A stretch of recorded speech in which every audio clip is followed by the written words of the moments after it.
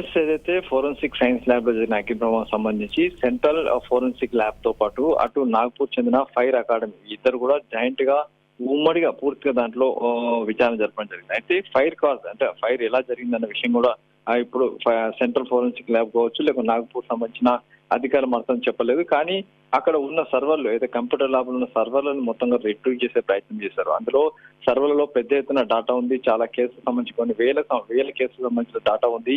అయితే ఆ డాటా మొత్తం కూడా రిట్రీవ్ చేసేందుకు దాదాపు 3 వారాల నుంచి కూడా అధికారులు తీవ్ర స్థాయిలో ప్రయత్నం చేస్తారు. అయితే ప్రయత్నం చేసినప్పుడు కూడా ప్రయత్నంలో శూన్యమని చెప్పవచ్చు. ఎందుకంటే ఆ ఫైల్స్ రిట్రీవ్ చేసే అవకాశం లేకుండా పోయిందని చెప్పి కూడా అధికారులు ఒక అంచనాకు వచ్చారు. అయితే దీన్ని కూడా మళ్ళీ తీవ్ర స్థాయిలో ప్రయత్నం చేసి ఏమైనా ఏదో ఒక ఛాన్స్ ఉంటే అంటే ఎక్కడ కాకపోతే ఢిల్లీ కావచ్చు లేకుంటే ఏదైనా విదేశాలకు పంపించిన దానికి సర్వర్లను రిట్రీవ్ చేసే ప్రయత్నం కొనసాగే అవకాశం ఉందన్న దానిపై కూడా అధికారులు ఒక అంచనాకు వస్తున్నారు. దీనికి సంబంధించి చూసినట్లయితే ఇప్పటికే దాదాపు 1100 ఫైల్స్ సంబంధించిన కేసులకు సంబంధించిన ఫైల్స్ మొత్తాన్ని కూడా రిట్రీవ్ చేసే అవకాశం లేకుండా పోయిందని చెప్పి అధికారుల నుంచి ఒక అంచనాకి అయితే వస్తున్నారు. దీనికి సంబంధించి పూర్తిగా దర్యాప్తు కొనసాగుతుంది.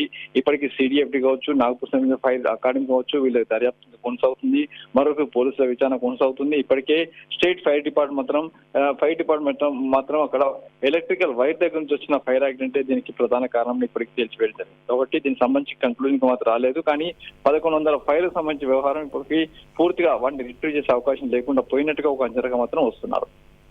Right Ramesh, thanks for the updates.